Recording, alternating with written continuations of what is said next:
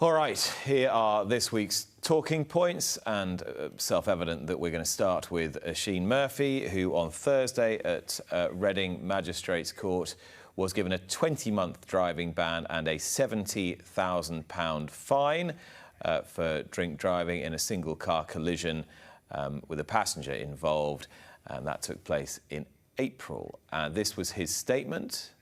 I'd like to sincerely apologise for my actions. I know that drink driving is unacceptable. There is no excuse for what I did. I've let a lot of people down. I particularly want to apologise to my passenger and her family. Due to the police investigation, I've so far been able to share only minimal details of my offence with the British Horse Racing Authority. I will now be fully cooperative with their inquiries. It would not be appropriate for me to comment further until this process is concluded. We spoke about this briefly on the programme last week, and that was chiefly because the case had not yet reached court. We are a little wiser now about the events of that evening and indeed how much over the limit Oisin Murphy was. Neil Channing, you'll have been, I'm sure, taking in everything everybody has had to say and reflected on it. Yeah, I had several people message me actually after last week's show to say, "Did you see that? Did you see that? Why didn't they have a go at him more?" And I said to some people, I said, well, first of all, you know, it's an ongoing court situation, and that makes it hard to talk about stuff until you know exactly what's happened. Some people were picking up on the fact that he got fined and he didn't get prison, as if, you know, for a rich man that wasn't much of a punishment. I think. Well, first of all, we know that the prisons are, you know, we're having to let out rapists and murderers to fit in all the peaceful protesters. So we don't have room to put people in prison. But generally speaking, on drink driving offences, there's, you know, there's a scale, and well, on the scale, he said that he's got income of 350,000, and you know he got fined 20% of that. Well, so you know, if you were on there, you'd have been fined 100,000, and I'd have been fined about £2,000. Very good. So you know, there is a scale for it, and that's, you know, that. Well, Ant McPartlin, if you want context, Ant McPartlin is one of the highest drink drive fines there's been, and he got fined 86,000. Yeah. Which I suspect was a conservative estimate of his salary, which would be considerably higher than even Oisin Murphy. It's up anyway. Whatever. People. Yeah, I didn't really. If you're very, very wealthy, even a big fine is not going to hit you that hard. Yeah. So that's that dealt with. In terms of the other thing that I think is really important to say is that, you know, alcoholism is a disease. It's an illness. And the only way that you can get over it is if you accept that you've got a problem and then go and do something about it. It seems that we haven't quite reached that stage with Oisin, and it's up to him to do that. It doesn't matter how much support he gets from other people. He's been to counselling already. He's got the money to go and have, you know, go to the Priory or whatever you need to do. But he's got to want to do it, and you know, he's going to have to face that for the rest of his life. It seems like him and alcohol is not going to be a fit from now on. The other question is, in terms of the BHA, somebody said to me, well, they should have just banned him until the court case. Between the date of the incident and the court case, he shouldn't have been allowed to ride. I mean, I don't really get that, because at that stage, we didn't even really know what had happened, and he hadn't pleaded guilty. You know, this was something that took place away from the racecourse. I don't really think... I think that would have been an overreach. And also, there's precedent. You know, we've had other jockeys in the past with cocaine and alcohol where that hasn't happened. Why would you suddenly do it now? Presumably, there'd be also some kind of legal issues with that. You could restraint of trade and loss of earnings. Yeah. I don't think you'd be able to do that. Now, the issue, and I tried to explain this earlier in the week, but it seemed to be misconstrued. The issue is that what the law sees as the issue has been dealt with by the Magistrates Court. Whether you agree with the final punishment or not, that is what the law has dictated.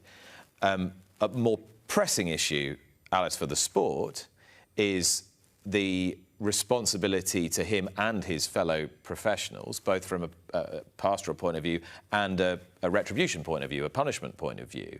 And they were conditions to his licence that were laid down after that whole slew of offences earlier on in his career. And clearly, whatever those conditions were, they haven't worked. So whatever relationship the regulator has with Oisin Murphy it's one that hasn't worked either to their benefit, his benefit, and most importantly, to the rest of the sport's benefit, both in terms of safety and reputation. That's it. Look, you can have a crash on the way to work today, for instance, and it's not necessarily going to affect your job, or me as a trainer by the BHA.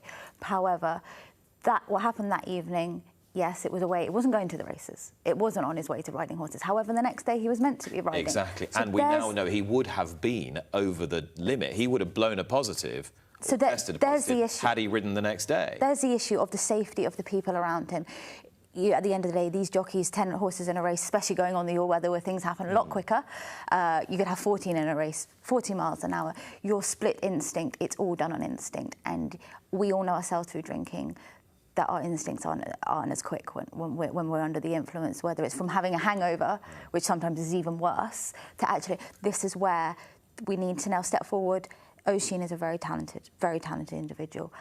However, now he needs to surround himself really by the right people to get where he needs to be. That, of course, can be trial and error, as anyone who's been through counselling or therapy knows that sometimes you might need to try 6 different therapists or counsellors or sports psychologists before you actually find the right person who's got the right blend of rigour and empathy to get you to the place that you need to be. And it strikes me that if the sport was saying, we're going to test you just about every time you come racing, they'd be giving themselves half a chance. I think that is what they're saying now, though, isn't it? Well, that's what they said. But that's what they said back in 2022. It clearly hasn't worked as a significant... I'll go back to what I said before. You know, in terms of alcoholism, you have to want to get better. And generally speaking, people say, well, you have to hit rock bottom, and then once you're there, you decide and you wake up and say, right, I'm going to beat this. It's up to him to do that. And I'm sure there are people who've told him what he doesn't want to hear, but you probably do need to hear uncomfortable truths, don't you? But anyway, that is, I think, where we'll leave that unless you've got anything else to add. And it could well be that Oisin Murphy keeps picking up some of the very best rides for the rest of the season.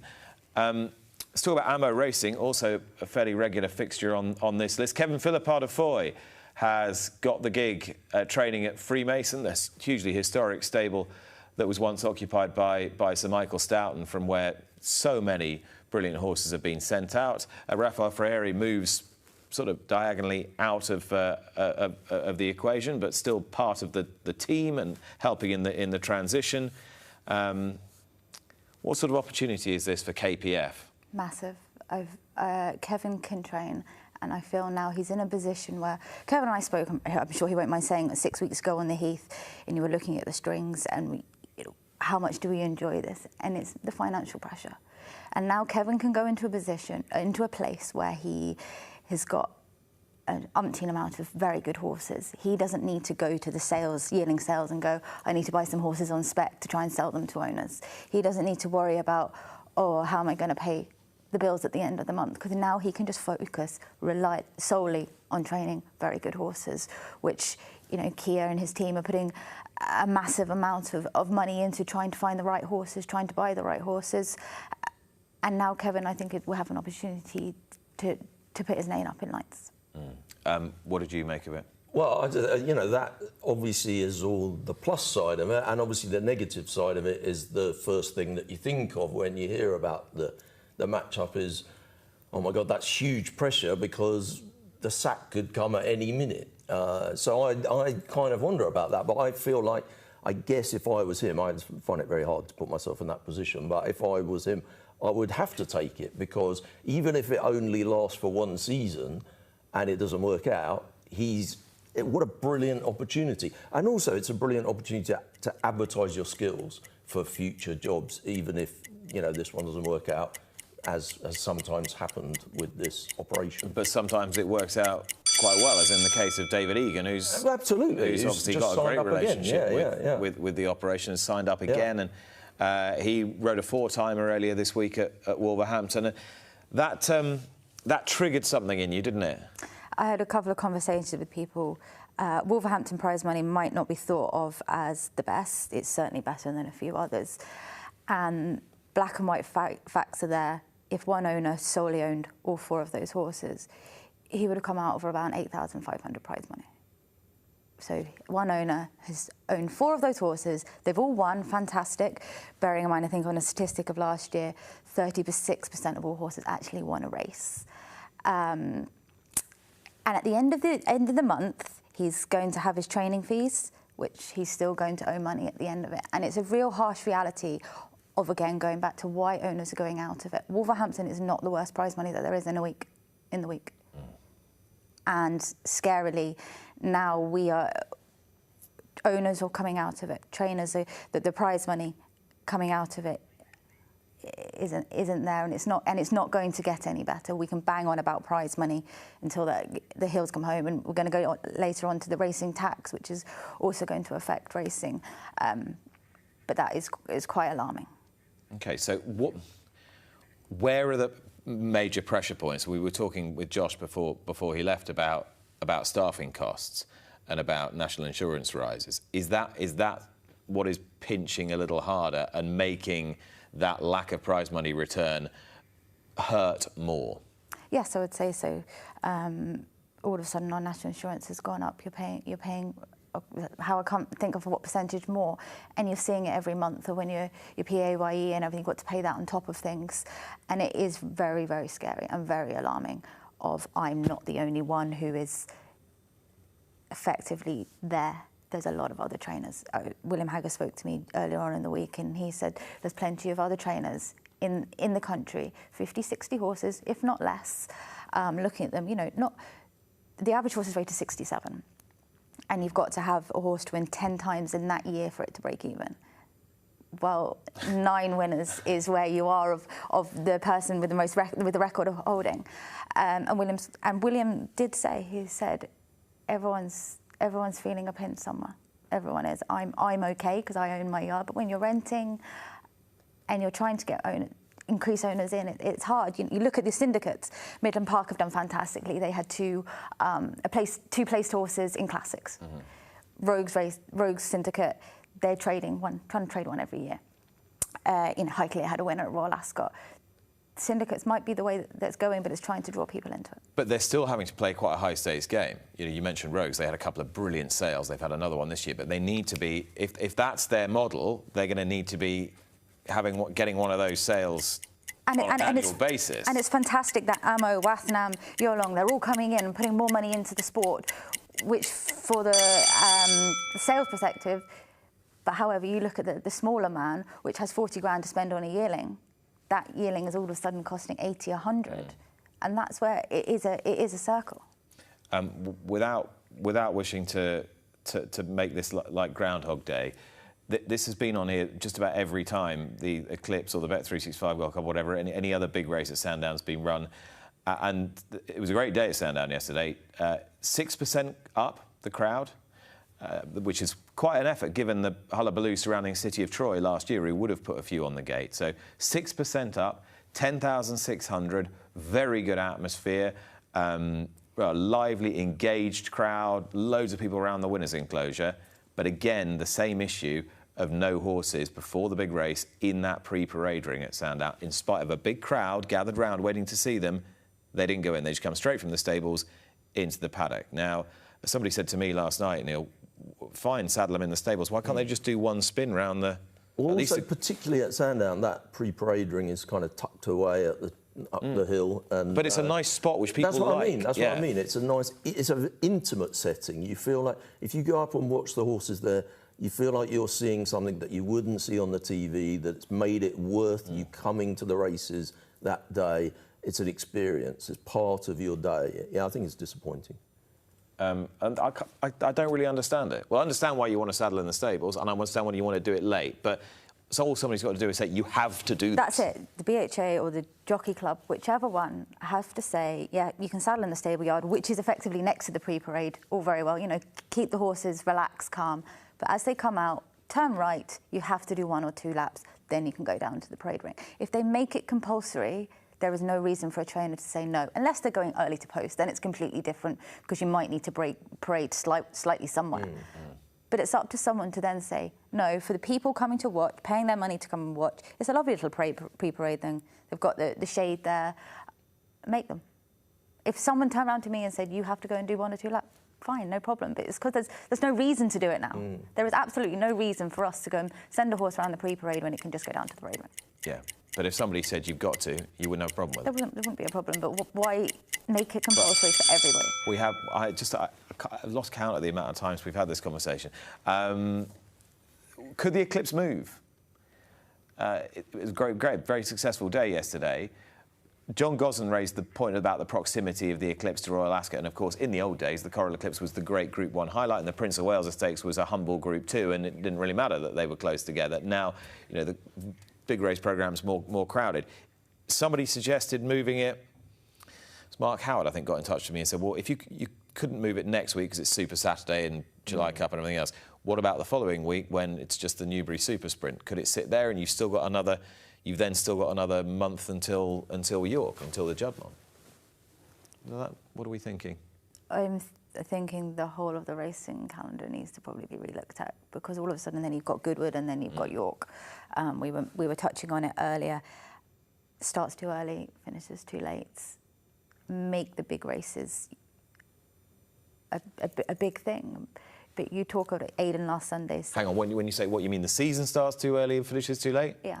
What's it? So you'd start it in... You've got the Lincoln that comes before the Grand National. Yeah. You've got Champions Day and the Arc, which is normally run on ground, which... You're running on heavy ground in November. I mean, it just seems crazy to me. I also think that, like, you should never have a Saturday where you're thinking, oh, this is a bit of a nothing Saturday. There's not much, like, real top class. It should be top class every Saturday. Why are we allowing that? You know, and Sundays are just a joke. I think most Saturdays are pretty good, aren't they? There aren't too many I'm duff. always excited when I wake up on a Saturday about the racing. But I texted some bets out to some guys a few weeks ago, and one of them said, oh, it's such a rubbish week, I think I might just leave it. And I was like... Some people are very hard to please, aren't they? But, you know, in June, that just feels wrong. Obviously, we have... But if you've got 5 days of Royal Ascot, how can you fill another load of... Obviously, you know, the Saturday before Royal Ascot is not going to be a bonanza great Saturday full of Group 1s because you've got Royal Ascot. But when you have things that... I quite like the Shergar Cup. I'm not saying that should go the week before Royal Ascot, but people are sniffy about the Shergar Cup. But things like that, when that is a sort of an afternoon of handicaps, that should go in to one of the Saturdays where you can't have anything else because there's a big meeting just coming up. And there's 2 or 3 weekends where, you know, the Saturday is a load of really good handicaps, but they're just handicaps.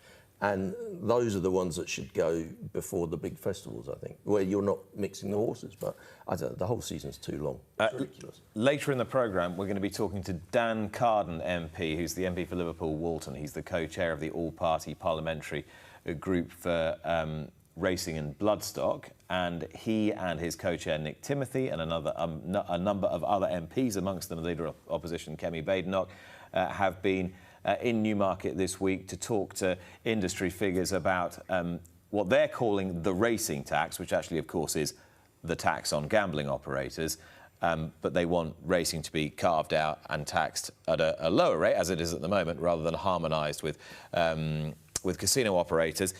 How did this land with Newmarket trainers, and has it had an impact, do you think? Yeah, I think it increasingly worrying from the people who were there. Kemi was very good in the way she spoke, but as John Gosden referred back to the 1970s of the fact that half the yards in Newmarket were empty when the stallions were being sold overseas, and then all of a sudden John Magnus set it up. John Gosden was very, very good at talking, as he always is. But even Stuart Williams made a comment of Joe Blogg, for instance, can't come in. It is a specialist thing, a sport that people are betting on. It's not like going onto the casinos and picking, you know, your roulette or your poker online.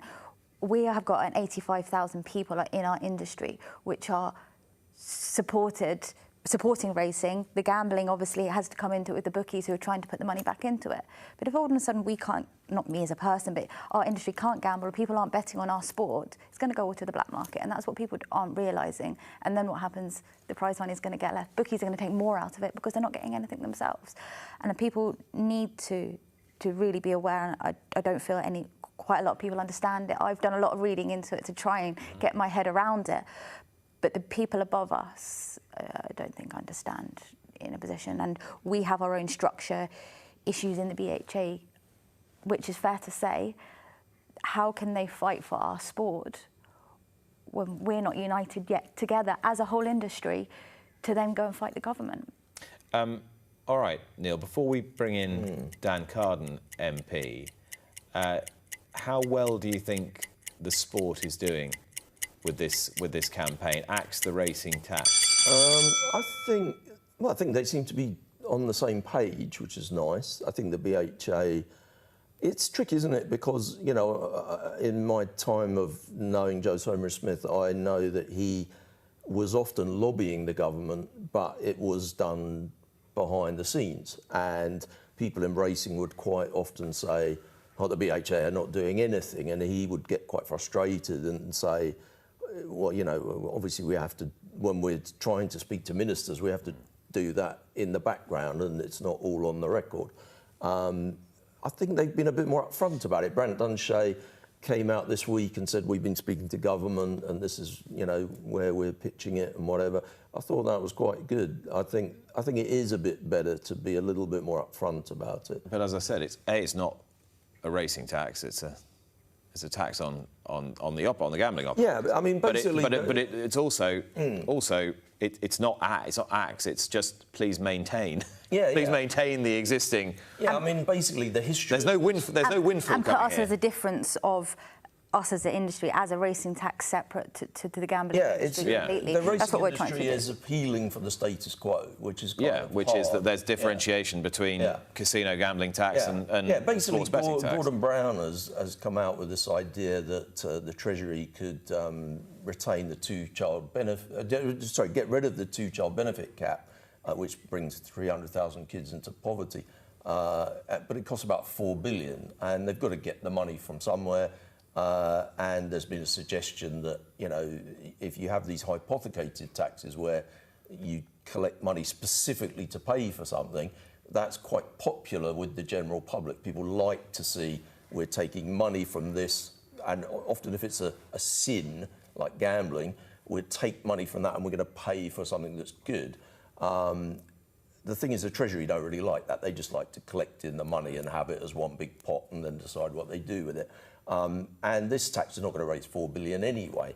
So the talk is of equalising the tax, which means that at the moment, tax on slots and... it's 15 and 21 at the moment. It's 21%, and on racing is 15. And if they equalise it, well, it's going to cost racing, I think, is the number 80 billion, I think. Sorry, million, not 60. billion. Is it 66 million? Yeah. 66 is the number. 66 is the number. I did scribble it down on a piece of paper. What's 14 million between friends? Sorry, I scribbled it down on a piece of paper this morning and thought I'll quickly look at that before he comes to me, and I forgot. I mean, I feel like there's lots of things you can say about it. I mean, from the gambling industry point of view, they would probably say to you that people that sign up with betting sites, the big corps, to play on horse racing, 40% of those people also play either casino games or slots. So, you know, they are one-stop shops, these operations. People gamble on all sorts of things on the same account. So it's kind of they don't want their punters in silos, and they don't want to be... Well, it becomes difficult when they're talking about the cost of acquisition of a customer. So now, if they can't get as much out of that customer, they can't spend so much money acquiring them, which means less on sponsorship, which means less on ancillary stuff, you know, the Racing Post, Racing TV, whatever. They all get money from bookmakers for various things. It is quite a tricky ecosystem. Yeah, and we'll discuss that and debate that a bit more in a few moments' time with Dan Carden. But this is very much part of a wider industry effort, and you'll see an example of that in just a second. Those were this week's talking points. Watch live racing now on racingtv.com.